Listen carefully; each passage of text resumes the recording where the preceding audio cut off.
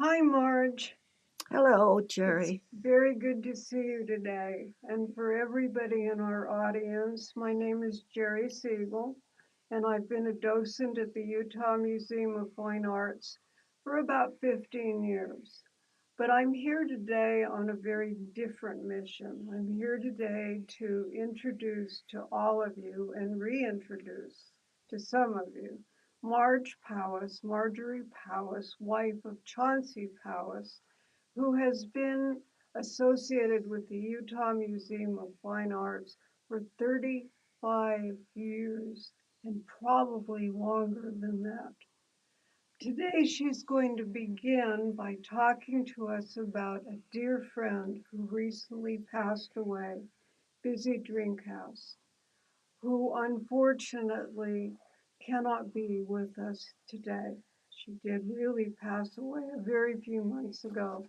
But Marge and Busy were very close friends during their 35 years together as docents at UMFA. So Marge, talk to us about Busy. Well, she started, it was 1983, as I recall, if my arithmetic's right. I don't remember how old I was then, but I was recently a grandmother. My first grandchildren were twins. I brought a photograph, if there's time, to show you that I took of them. I met Busy through the museum, and I didn't know much about her at first. Some of the docents referred to the group as the triumvirates. There were three of them: Bonnie Mooney, Audrey Day, and Busy Drinkus, and they were very close. Usually they would meet before tours for coffee at Audrey Day's home just off Foothill Boulevard. Audrey Day was the wife of a prominent doctor at Holy Cross Hospital, and she was a nurse. Bonnie Mooney's husband was a prominent realtor who had a apartment building and a restaurant. I think it was Second East or Third South. And Busy's husband was a prominent pediatrician. The thing that fascinated me about Busy is in her early days of being a mother with her two children, they spent several years in one of the African countries on a mission of, I guess, like Doctors Without Borders. Mm-hmm. Uh, he was serving there as a pediatrician. I do know they gave a lot of artifacts to the museum at one time. I got to know Busy a little bit better. In the early days, the museum had been in the art and architecture building. And if we wanted to have lunch sometime between tours, we'd go over to the Union building. And that was a little bit of a walk. And we'd sit and visit after. She would talk about her children. And I guess she thought I knew a lot about children because mine were older, and one was the father of the twins I mentioned, who were under 2 years old. But on our 20th stint here with the museum, uh, one docent before us, Edalou Nelson, who had been there before me, uh, was the chairman of all the other docents. And when she had been there 20 years, they gave her an award of a sarcophagus made of gold. And inside was a little scroll. Uh, on our 20th Yours and Busy. year, when Busy and I were receiving our award, they asked me to introduce Busy, and I ran across these old notes here, and I'll read it to you. Thank you. One of the bonuses of volunteering at the museum are the wonderful people you meet and the friendships you make, and that's true today after all these years. Elizabeth, or Busy as she was known, I was impressed when I first learned of the medical mission she and her husband, Hal, served for several years in Africa with their 2 young children. After they returned to Salt Lake, Busy and her friend Bonnie Mooney, who were also docents, opened their own art gallery. Hal returned to his practice as a well-respected pediatrician, and Busy served his practice with her business and organizational skills. She was a great bookkeeper. They generously gave many masks and African artifacts to the museum collection. It is interesting to follow Busy as she gives a tour of these galleries. She has a wonderful talent of asking questions that make children and adults really look and think about a piece of art. I would also learn she gave tours at the Salt Lake Valley, and her love of gardening, reading, traveling, and her compassionate spirit. She gave tours to visitors through the Salt Lake area. And I was going to mention something else there about her, but at that 20-year award, we didn't receive our gold sarcophagus. Instead, we received a gold copy of one of the hazmat masks, Oh, which I interesting. love and hung on a chain. But anyway, that's about that. If I talk about my own experience with the museum, it That's what I'd begins. like you to do now. Can What you was do that? I'd like you to talk about your own experience with the museum. Well, at that time, I'd heard about the museum, but I was here going to school, majoring in art, and one of the early recipients of the Bachelor of Fine Arts. Avert Fairbanks was the first dean, as I recall. I had wonderful teachers. There was LeConte Stewart, Alvin Gittens, Mabel Fraser. Oh, gee, I should have written them all down. A litany of, George Dibble. yes, a litany of And wonderful early my 20th last year, I century remember they had, artists. that name is past me here. He was known for his red coat paintings of Canada. Oh, Uh, he also did a lot of paintings for the Church of Jesus Christ of Latter-day Saints. Arnold Freeberg, yes. he came to visit, and we were all in awe when we saw him because we knew him more as the artist of the redcoats in Canada. So how did we get from that to the museum? Well, at the time of graduation, or excuse me,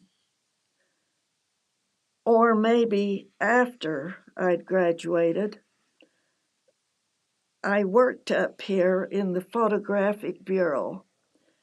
I had taken a class in photography, which wasn't taught at the museum or in the art department.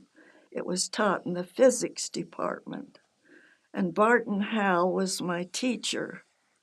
he and another man over in the medical school where they did illustrations were doing the microfilming for the church.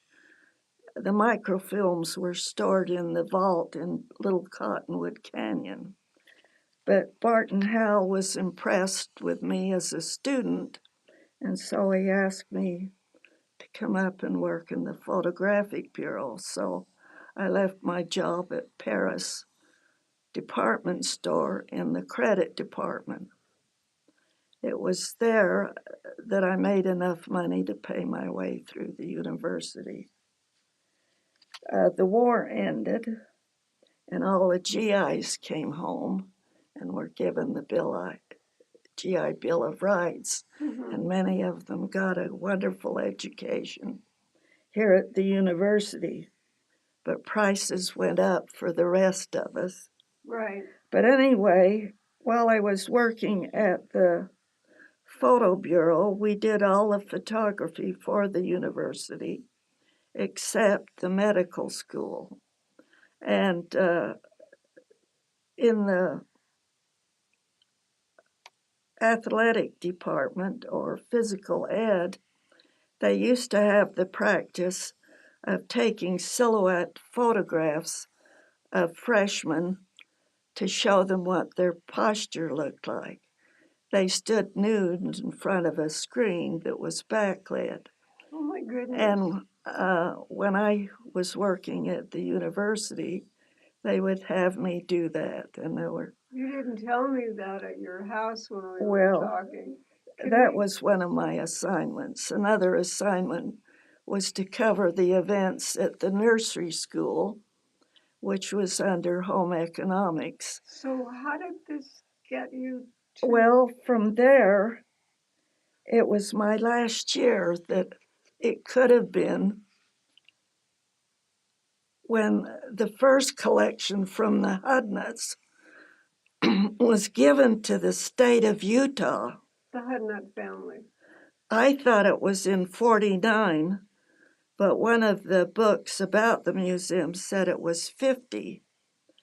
And so at that time, I would have been working in the photo bureau on campus.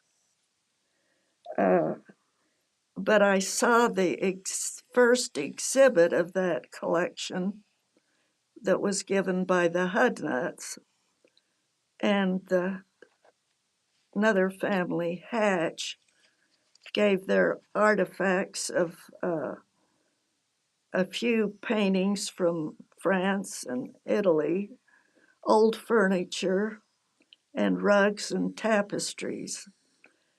And it was President Alpin that thought every university needs a good library, which we had.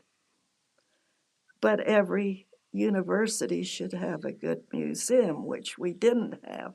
This would be So President they Ray took the Alpin. collection that was given to the state and housed it in top of the park building. It was there when I graduated in 49 with a Bachelor of Fine Arts degree. And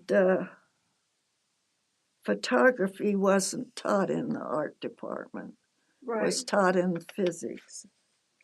But from there on, I was married in September of 49 to my husband, Chauncey Powis, who was working at KSL Radio before TV.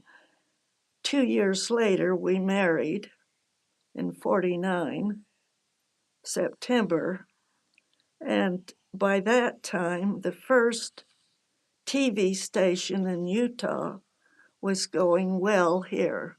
It was Channel 4, KDYL, under Sid Fox. And he was one of the pioneers of the 13th TV station in the United States.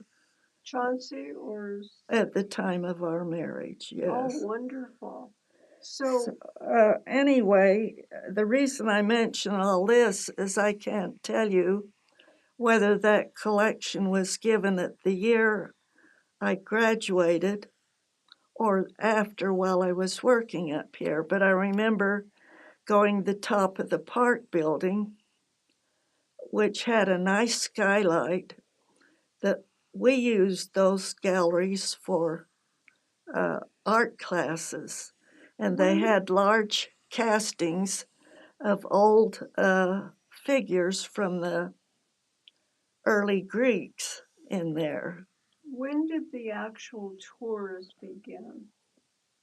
When did the tours that docents gave, when did those begin? Well, I started giving tours in 1983. And at that time, my children were grown, and I was doing the photography for the state PTA. And when I applied with uh,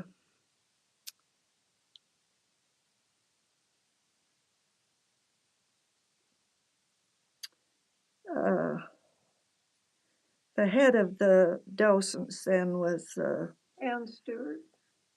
no, Ann Stewart was a docent before she became one of the staff at the museum. It was oh, I've forgotten her name, who was head. We had to apply to become a docent like we were applying for a job. Was her name Sue something? Sue McCoy, yes. Her husband taught in the geography department. And what Sue, year was that? 83? Was that 1983? In 1983. So before then, from And like, that's when Busy and it was in the art and architecture building at that time. When were the exhibits that were in the park building on the top floor moved into the art and architecture building?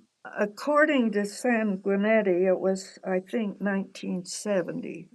So for 20 years, those paintings and other decorative art pieces resided on the top floor of the park building. I guess I was married and working and starting a family 5 years later with 3 boys, so I lost track. The art and architecture building, did it have dedicated space for some of those Yes, they works? dedicated that space for the art collection, as I understand it.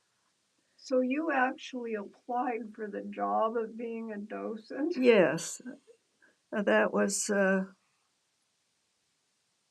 I guess they'd been in that building about 3 or 4 years. I can't remember.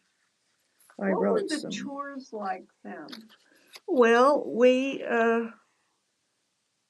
pledged after a year of training that was done by most of the staff and heads of different departments would come and lecture to us down in the auditorium of the art and architecture building. The students used that auditorium too. Right. It was like a classroom.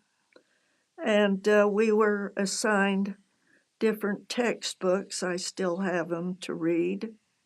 And we were given many notes. I still have those.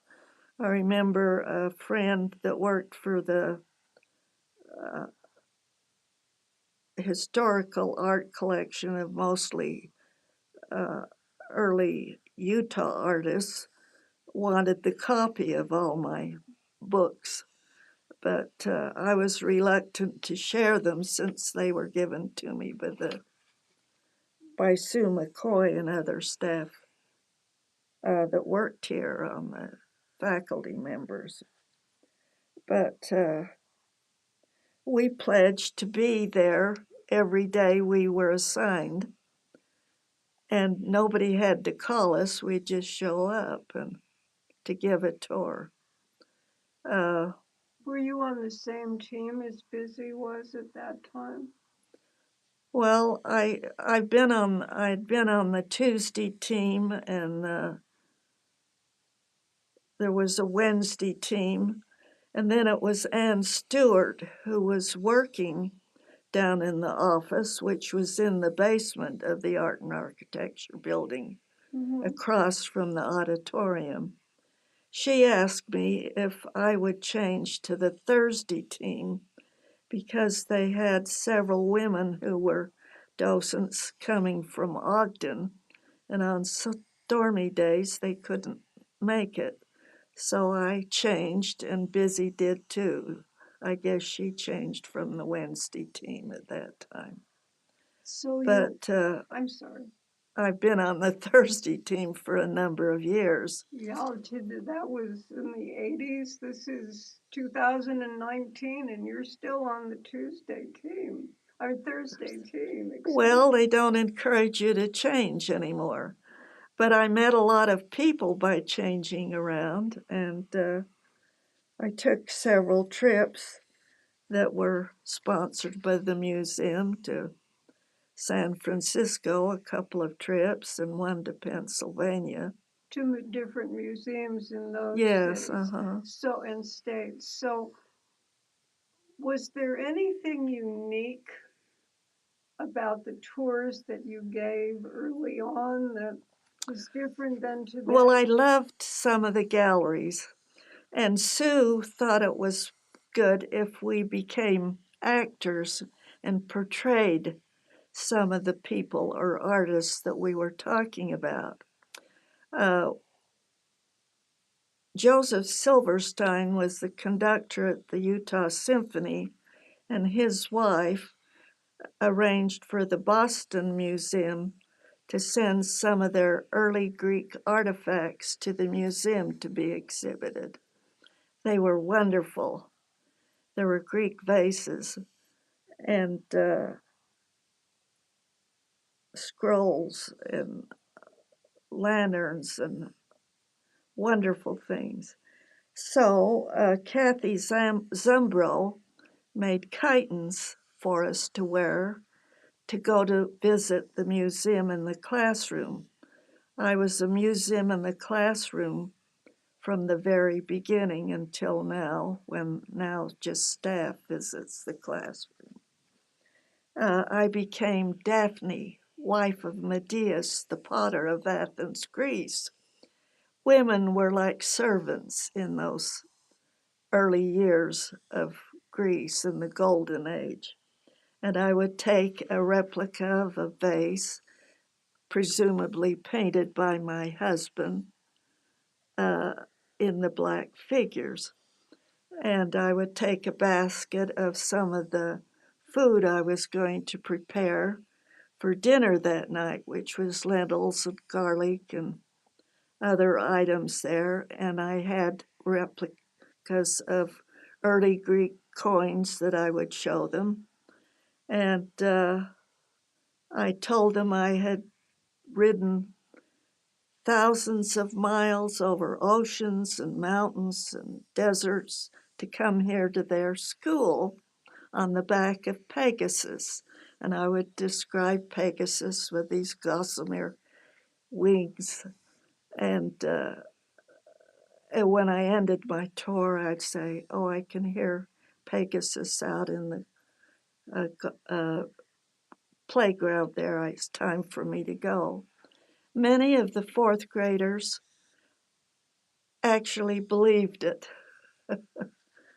And one of the docents I saw a few years ago at Adalu's birthday said, "Oh, I remember you so well as Benjamin West," who painted the portrait that's so famous that was exhibited in Washington for a couple of years of Right. his wife and Raphael, his son. So let But me just, I'm sorry, well, Anne would have me go to newcomers clubs and senior centers to do these Ann Stewart. impersonations, and it was a lot of fun. Uh, Joseph Silverstein's wife thought I was a professional actress, which I wasn't.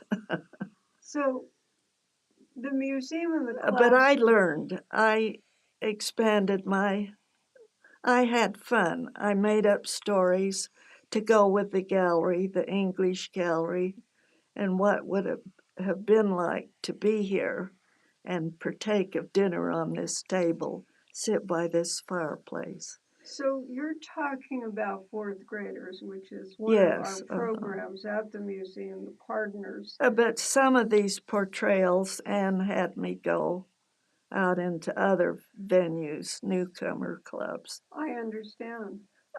Also, I was doing photography for so many years. I'd see her down at the PTA conventions with the museum, and she had me give a presentation to the docents on photography, and I remember that well.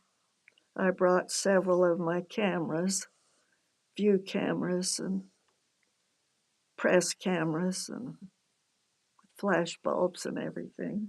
Sounds like you were very, very invested in the Oh, I museum. loved it. I grew with it. I grew into storytelling, and we used to have those evenings for the educators there. Mm-hmm. And I had done some egg tempera painting, so I demonstrated that to them, how you separate the egg yolk from the membrane to use as the binder for the pigments. And we did little egg tempera paintings at the teachers. And at that time, the museum had posted me as an expert on egg tempera painting, which I wasn't. I don't think it's there anymore. One of my family would put in my name, and I'd come up as an egg tempera uh, professional or something.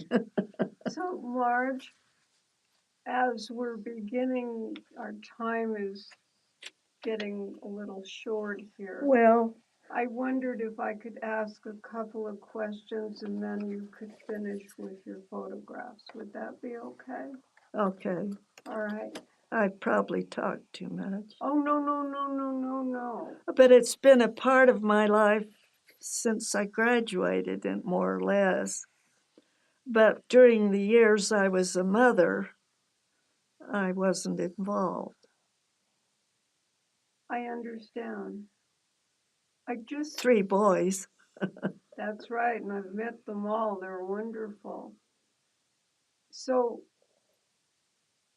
what other costumes were there? What were some of the other docents dressed as? Well, one of the docents made me a costume with some things I had at home about some of the people portrayed in the Curia and Ive prints that were exhibited there.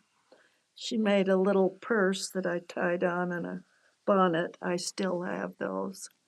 I don't remember her name, but the docents would bring in their other talents. Another one was the Benjamin West with a three-cornered hat, tri-cornered hat. And, I can't remember them all, but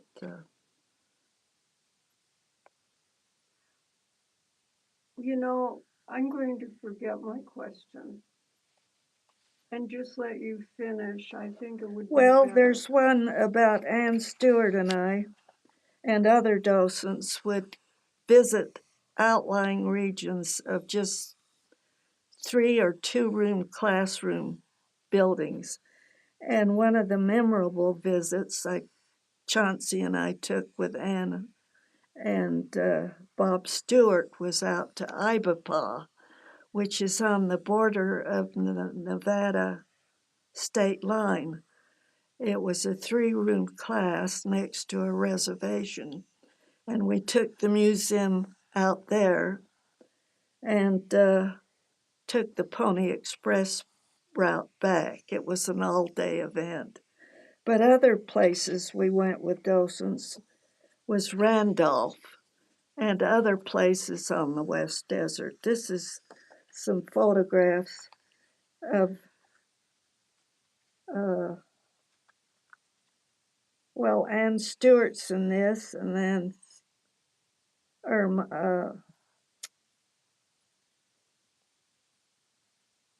Martha Stewart was a docent. She was an aunt to Bob Stewart through marriage. Mm-hmm. Her husband was an uncle to Bob Stewart. And this shows Ann Stewart and Martha Stewart and Elaine Cole and Karen Brown. I don't remember the other.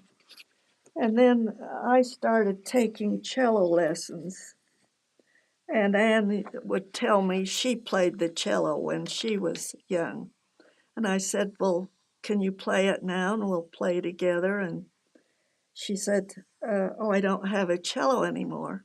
So she bought another cello and started taking from the same teacher. And Edalu's husband wrote a piece about Lo the Poor Indian painting, which I believe was one of the first pieces the Stewarts had redone or restored. Mm-hmm. And this is an event here at that occasion. It's really too bad that with our frame today, not being able to see these photographs, Well, many that of we them, I will used to take a lot of black and white photographs at different events. we will be able to scan these, or at least the Marriott Library staff Here's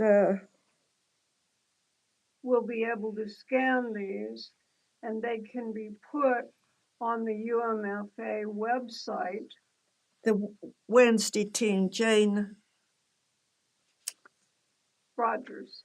Rogers. This was another cabin they shared with other people where we had a So gathering. what would you think of that, Marge, Well, as I find them, I'll bring them to you. that we could scan some of these materials and put them on the website? Here's a booklet. Do you want to hold that in front of you so we can just see the front? Frank gave this one to me of the opening of the new museum. Okay, just hold it up in front of where your face is so we can kind of end with that. This was the year I started with the museum. I was doing all the photography for state PTA, and this is my daughter-in-law with the twins who are now 37. Oh my goodness. Oh my goodness. Well, I know that we could sit here and talk and talk and talk for hours, but our time really is up today. I definitely want to thank you for giving of yourself, not only on my behalf, but on everybody's behalf involved with the university and the Utah Museum of Fine Arts and the whole state, really, for all of your time, your precious giving, and your beautiful teaching as a docent at the Utah Museum of Fine Arts. And Well, I've learned with the children and the adults, so I'm glad to hear that. And let's just finish with today. We'll finish today with a kind of a hats off to your husband, Chauncey Powis. Chance curated one of the exhibits. He was an illustrator with the Tribune.